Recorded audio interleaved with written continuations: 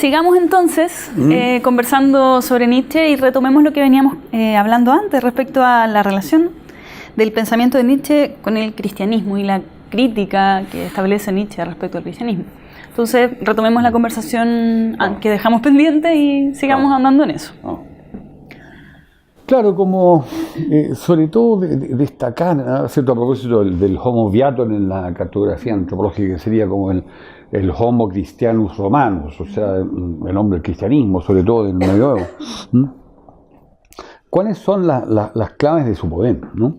O sea, cómo logró, por decirlo así, como apropiarse de la mente humana, digamos, ¿no? De los seres humanos de aquella época, así en un 100%, ¿no? Yo diría que son dos, ¿no? ¿Ya? Una que muy atractiva porque es la afirmación del otro, ¿no? Realmente antes en Homo viator tú no encuentras así una afirmación del otro, ¿cierto? Y eso tiene que ver con el cristianismo, con el amor al prójimo, etc., ¿no? Y la otra clave que por supuesto que es fundamental, ¿no? Es la educación, ¿no? Entonces, como el cristianismo muy preocupado de la educación, y no solamente de la educación, sino de toda la cultura, o sea, cómo comienza de alguna manera a determinar, ¿cierto? Y a delimitar y que se darle como su sello a todos los espacios, ¿no? De la cultura, ¿no? Llámese ciencia, en fin, ¿no? Arte, ¿no? Lo que fuera, no queda nada fuera, política, por supuesto, ¿no? Entonces, claro, tú eres educado desde niño en colegios católicos, ¿no? Y luego pontificias, universidades católicas repartidas por todo el planeta, ¿no? Entonces, es cierto que aquí en esta revolución que provoca Kant y que diríamos que divide la historia de la ética en dos mitades, ¿no? Realmente hay un antes y un después de Kant, por la ética autonómica, ¿no? Con una serie de características, porque es cierto que en estricto sentido la ética autonómica kantiana y la diferencia con la heteronomía proviene de lo que se refiere a, sobre todo, la ética aristotélica, pero también la ética cristiana o la que se puede desprender del epicureísmo u otras, ¿no? En que, digamos, un acto es ético en la medida que va a cumplir con la última finalidad, que es el bien en tanto felicidad, como una genuina felicidad, ¿no? Y yo te diría que es un poco como el modo habitual también de verle un acto en tanto ético, ¿no? Porque tú siempre estás como, bueno, a ver, ¿a qué conduce esto? ¿No? ¿Cierto? Porque nuestra mentalidad es teleológica, ¿no? ¿Cierto? Es finalista, ¿no? Y entonces, ¿qué es lo que plantea Kant? Una ética no eudemonológica, eudaimonía, felicidad en griego, ¿cierto? Una ética del deber. O sea, se trata de algo interno, un principio interno, ¿no? Recordemos esa frase de Kant que dice: yo he conocido solamente dos cosas grandes en mi vida, el cielo estrellado fuera de mí y la ley interior, ¿no? ¿Cierto? Dentro de mí. Y la ley dentro de mí. Entonces, ¿qué ocurre? Que lo que le otorga la eticidad a un acto es que tú debes realizarlo y aunque te haga infeliz, ¿no? Pero luego hay que reconocer el poder de un concepto como la felicidad es tan grande, ¿no? ¿Cierto? Que aún así, ¿no? Vas a sentir tú, reconoce Kant, la felicidad del deber cumplido. Pero él agrega que sería como una felicidad moderada, ¿no? Bueno, pero por último, por lo mismo una cuestión de acentuación. Aquí hay un énfasis muy, muy fuertemente puesto en el deber y que estaría regulado por el imperativo categórico, ¿cierto? Que en una de sus 5 formulaciones dice: actúa de tal modo que el motivo de tu acción pueda valer como ley universal. Igual hay que reconocer que igual hay un finalismo de por medio, ¿no? Y el finalismo estaría, digamos, no en una sociedad armónica, ¿eh? En lo que llama Kant reino de los fines o ciudad de los fines, ¿no? Que alcanzáramos eso, ¿no? Y habría que otorgar la razón, o sea, en la medida que tú cumples con el imperativo categórico, ¿no? Suponte tú, si yo miento, doy la posibilidad que el otro también me mienta. Si yo a mi pareja le soy infiel, bueno, habría que reconocer que le doy la posibilidad a ella que me sea infiel a mí. Y si yo soy deshonesto con ella, etcétera, ¿no? Pero si yo soy honesto, estoy más bien dando pie a que no solamente el interlocutor, todo el mundo, porque ¿qué es lo que late aquí detrás de esto, ¿no? El ser humano como Weltbürger, cosmopolita, ¿no? ¿Cierto? ¿no? y en que Kant también sería como inaugural en eso, digamos, ¿no? El cosmopolitismo, ¿no? Y que la verdad es que si uno lo dimensiona desde alcance extraordinario, porque es como también una nueva perspectiva del ser humano como habitante no de esta nación, sino cosmopolita, ¿no? Habitante del planeta, si tú quieres, ¿no? Entonces están todos esos aspectos que son muy, muy atractivos. Y todo lo que se desprende de ello, en definitiva, es como una ética autonómica ahora en el más amplio sentido, ¿no? ¿Ya? No como esta cuestión restrictiva de la felicidad, sino de que el ser humano es capaz de darse su propia estructura normativa, ético, moral, política, jurídica, etcétera, ¿no? Y que no necesita de algo otro, ¿no? ¿Cierto? La Biblia, un texto sagrado, lo que fuera, ¿no? Entonces, en ese sentido más amplio de lo que sería lo autonómico, claro, lo que resulta de Kant es extraordinario porque uno diría ahí está el ideal que si la humanidad lo cumpliera, de inmediato no habría ningún problema. Estaría todo solucionado, tú, si cumpliéramos nada más que con el imperativo categórico. Si efectivamente en forma consecuente todo el mundo lo hiciera.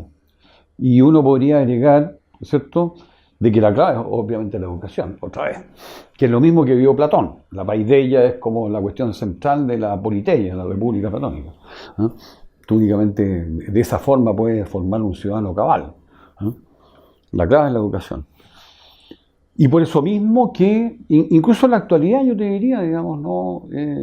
Hay sociedades que lo han logrado, hay países como, no sé, a lo mejor de una manera próxima, no del todo, no 100%. Finlandia, Suecia, los países escandinavos, ¿cierto? Islandia, ahí en la mitad del Atlántico, ¿eh? Suiza, ¿no?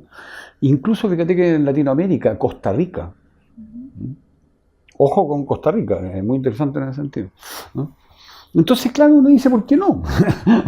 ¿Te fijas? Entonces, con Kant se plantea una ética autonómica moderada, ¿ya?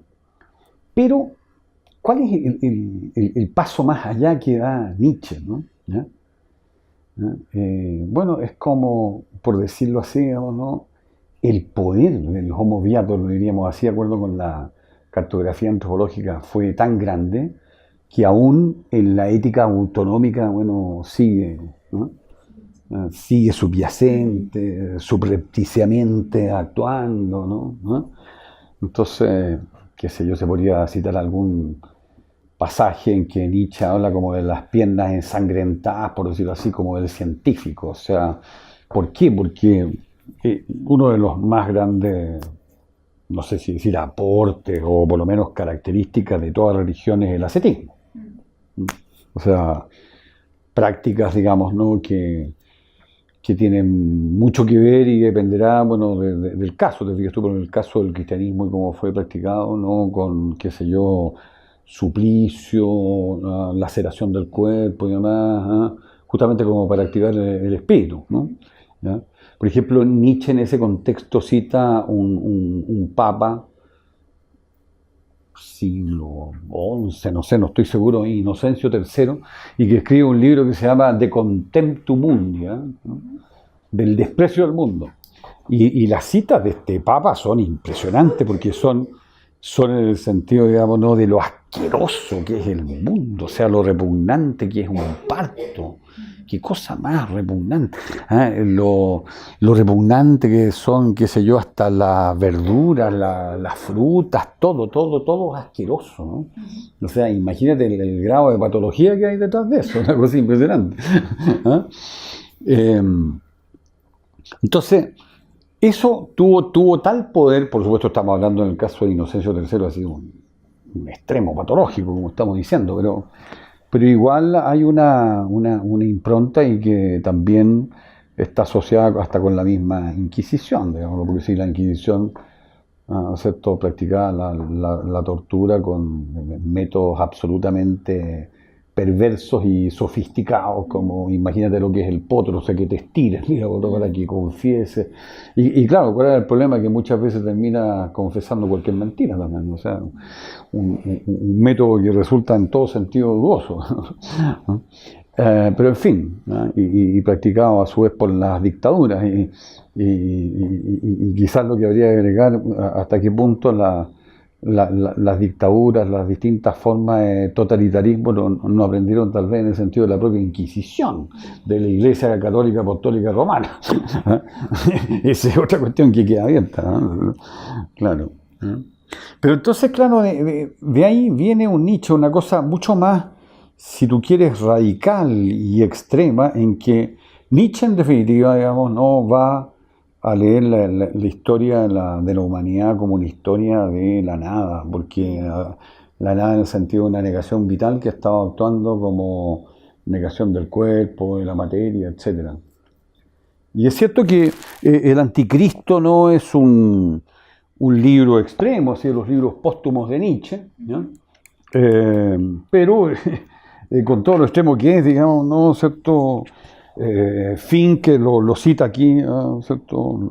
La filosofía de Nietzsche, Eugen Fink, dice a propósito de todas las cosas que aparecen en el Anticristo, digamos, ¿no? De que nadie toma en serio a alguien que habla con espuma en la boca. Entonces, y entonces un poco aquí Nietzsche está hablando con espuma en la boca, pero como sea, digamos, ¿no?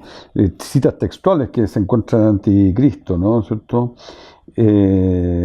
Por ejemplo, el cristianismo como signo de reconocimiento para la más subterránea conjura vida nunca, contra la salud, la belleza, la buena constitución, la valentía, el espíritu, la bondad del alma, contra la vida misma, ¿no? ¿Ya?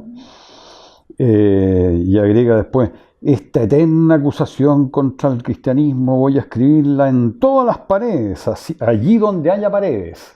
¿Ah? Tengo letras que harán ver incluso a los ciegos. Yo llamo al cristianismo la única gran maldición, la única grande, intimísima corrupción, el único gran instinto de venganza para el cual ningún medio bastante venenoso, sigiloso, subterráneo, pequeño, yo lo llamo la única inmortal mancha deshonrosa de la humanidad. Y se cuenta el tiempo desde el dies nefastus, día nefasto, en que empezó esta fatalidad, desde el primer día del cristianismo. ¿Por qué no mejor desde su último día? ¿Desde hoy? Transvaloración de todos los valores, ¿no es cierto? Porque Nietzsche, en definitiva, ¿no es cierto?, que sería ese paso tal vez más allá de Kant, si bien esta misma cuestión en Kant también está en Ciernes, ¿no? ¿Cierto? Pero más bien lo que sucede con Kant es que para no poner la carreta delante de los bueyes, según se vería desde su perspectiva, ¿no? Antes de preguntarse la pregunta por el ser, hay que preguntarse por la pregunta por el conocimiento y las posibilidades de conocer, los límites de la razón, etc. Y esa es la crítica de la razón pura, ante todo. Pero con Nietzsche, diríamos, ¿no?, un paso más allá, ¿eh? Todo problema ontológico metafísico, en el fondo, un problema valórico. Entonces, te fijas tú, es como una lectura desde lo valórico, ¿no?, y respecto del ser humano y cómo habita el mundo y demás. ¿No? Y por supuesto, lo que va a interesar, digamos, ¿cierto?, es cómo el mundo, bueno, viene a resultar significativamente de cómo el ser humano se lo representa, pero precisamente a partir de este fundamento valórico. Claro. Y en alguna parte Nietzsche hace y también yo lo veía en tu libro, la distinción entre esta voluntad de poder fuerte y esta voluntad de poder débil. Y esta voluntad de poder débil asociada como a un poco transferirle la determinación de uno a algo externo, en el fondo al cristianismo, por ejemplo. Ese claro. Sería como el concepto de voluntad de poder débil, ¿no? Claro, claro. Claro, Nietzsche, incluso fíjate tú, va a llegar a plantear lo siguiente a propósito de esto mismo, ¿no? Aquí otra cita que es extraordinaria también,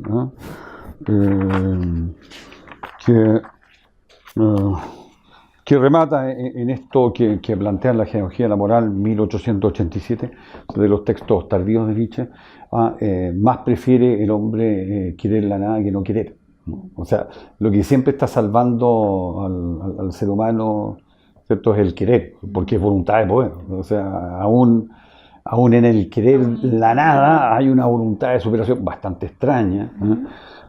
Y eso tal vez explica, ¿cierto?, por qué la voluntad de poder débil, y eso vuelve tanto más interesante el modo de pensar nietzscheano, y que tiene una impronta, pero que es como sui generis, digamos, ¿no? ¿Cierto? Dialéctica. Dialéctica. Porque, te fijas, la voluntad de poder débil termina siendo la fuerte. Porque de acuerdo a la voluntad de poder débil en este querer la nada, que sería la nada del trasmundo, ya sea del ser inmóvil parmenidio, de la idea platónica, pero también por sobre todo el Dios cristiano, y del cielo y del infierno y todo lo que supone eso, ¿ya? Entonces, más está prefiriendo el hombre esa nada, que sería la nada del trasmundo, como una nada celeste, como dice también, ¿no? ¿Cierto? Que más prefiere querer esa nada que no querer, ¿no?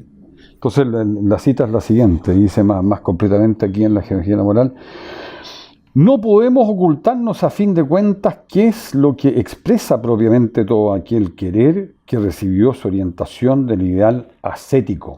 Ese odio contra lo humano, más aún contra lo animal, más aún contra lo material, esa repugnancia ante los sentidos, ante la razón misma, el miedo a la felicidad y a la belleza, ese anhelo de apartarse de toda apariencia, cambio, devenir, muerte, deseo, anhelo mismo, todo eso significa una voluntad de la nada, una aversión contra la vida, un rechazo de los presupuestos más fundamentales de la vida, pero es y no deja de ser una voluntad, ¿ya?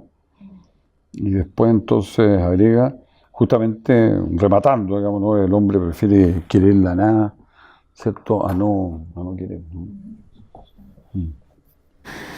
Y volviendo a esta definición de la voluntad de Nietzsche, a mí me interesa algo que tú mencionas en tu libro. Cuando tomas las interpretaciones que hace Jaspers y Heidegger respecto a esta voluntad y al pensamiento de Nietzsche en general. Y en un punto planteas la lectura de Jaspers cuando dirá que Nietzsche tiene una concepción del hombre como un ente que se produce a sí mismo. Y ahí era interesante pensar esta idea del superhombre no como un modelo, sino como una directriz, claro, una señal. Y como una señal o como una especie de camino, pero ya no este camino del homo viator, digamos, sino que el ser humano como proyección, que está anticipando también esta siguiente concepción antropológica, bueno, más adelante. Y por otro lado, ahí Heidegger también mencionando que el superhombre es el hombre mismo, en tanto se asume como una voluntad de poder fuerte, no ya como una voluntad de poder débil como la que mencionábamos recién respecto a algo externo que determina al ser humano, sino que esta voluntad de poder fuerte de autodeterminación también. Si pudiéramos ver también estas dos interpretaciones, creo que eran bastante interesantes revisarlas. Claro, atendiendo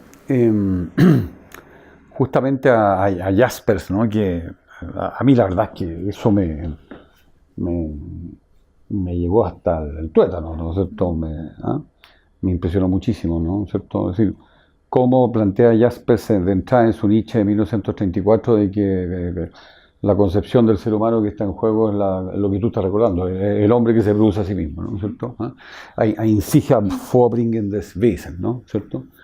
O sea, el alcance que tiene es extraordinario, porque efectivamente anticipo de lo que va a hacer después en la cartografía antropológica, ¿cierto? El ser humano como posibilidad y proyección, digamos, de Heidegger, Jaspers y todo el existencialismo, ¿no? ¿Cierto? O sea, el hombre como posibilidad, como poder ser, etc., ¿no? El hombre que se produce a sí mismo, ¿no? Entonces, en ese sentido, Jaspers hace la distinción, que tú también estás recordando, ¿no? Entre lo que sería Bild des Menschen, ¿no? El ser humano hasta aquí, como habla Nietzsche, der bisherige Mensch, ¿no es cierto? El eunuco, lo llama, qué sé yo, el payaso, lo llama, digamos, ¿no? El esclavo de Dios, en fin, muchas expresiones, ¿no es cierto? El prisionero, en fin, ¿no? A lo largo de toda su obra aparece con muchas caretas, con muchas máscaras, ¿no?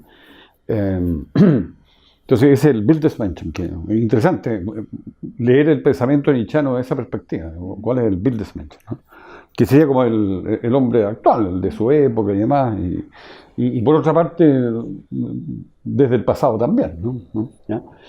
Y luego, pero viniendo particularmente del pasado, digamos, ¿no? el Vorbild, ¿no? Y aquí es muy interesante respecto del Vorbild, que serían como los, digamos, representados en el Zaratustra por estos amigos que llegan a visitarlo en el libro cuarto, ¿no? ¿Ya? Y que, fíjate tú, ¿no? Uno es el vaticinador, ¿cierto?, el gran cansancio, Varsaga da Großen Müdigkeit, ¿no? ¿Cierto? Que viene a ser como el profeta que anuncia el nihilismo por los siglos venideros, ¿no? ¿Cierto? Nada menos, ¿no?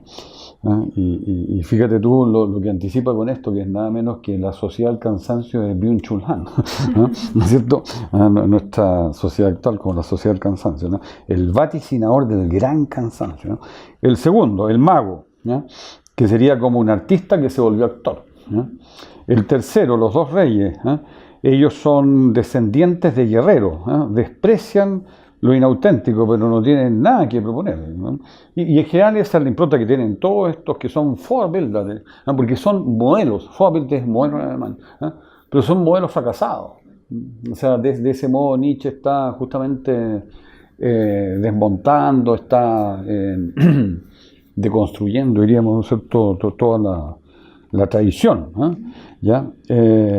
Luego, el concienzudo, el Gewissenhafte, ¿eh? Y este es muy interesante porque este es un especialista, ¿eh? O sea, aquí está en juego el monstruo del especialismo y por lo tanto remite a la ciencia positiva del siglo XIX, ¿eh? O las ciencias duras en general, digamos, ¿no? Las ciencias naturales, ¿eh? Es un especialista que solo investiga el cerebro de la sanguijuela, ¿eh? O sea, de un chupa sangre, ¿no? O sea, algo que le chupa la vida, ¿eh? Y que de hecho termina la escena con que deja que la sanguijuela, digamos, le siga chupando ahí alguna herida del brazo, ¿no? ¿Eh? O sea, está actuando en ese mismo momento, ¿no? ¿Ya? Y entonces, claro, como digo, representa la ciencia positiva. El Papa que sabe que Dios ha muerto. Entonces este es un Papa triste, ¿eh? Y que anda siempre de luto, ¿eh? ¿Ya? El hombre más feo, ¿no? El hombre más feo que simboliza el asco del ser humano contra sí mismo, ¿ya? Hay que saber de lo fragmentario, de la discapacidad del ser humano, ¿eh? Y lo que es interesante es que también que sería el hombre más feo, ¿no? ¿Cierto? Es respetado por Nietzsche, porque por lo menos en él se da un asco del ser humano respecto a sí mismo, ¿no? Y Nietzsche ese asco lo va a expresar también hasta, qué sé yo, en boca de Zaratustra y más, 3 veces asco, Ekel. Entonces, además tengamos en cuenta una obra como la de Jean-Paul Sartre, digamos, ¿no? Que un poco tiene alguna relación con eso, la náusea, ¿no es cierto? Y la náusea en la obra de Sartre que te puede provocar hasta, no sé, una copa que estás mirando, o un árbol ahí en el jardín, no sé, cómo eso te puede provocar una náusea filosófica. Entonces, claro, es muy importante para Nietzsche que el ser humano llegue a sentir asco respecto a sí mismo. Y vaya lo actual que en todas las épocas. Porque tú miras nuestra época, vaya, o sea, es sano sentir asco, ¿eh?, de lo que somos, ¿eh? En cambio, el autosatisfecho es el peor.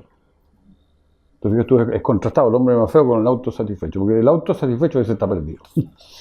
Bueno, luego el mendigo voluntario, que es como un buscador, y finalmente la sombra del Zaratustra, eso es muy interesante, y que es el libre pensador. O sea, Nietzsche mismo como libre pensador, digamos, ¿no? Pero esa es como su sombra, así como la sombra de Zaratustra, es la sombra de Nietzsche.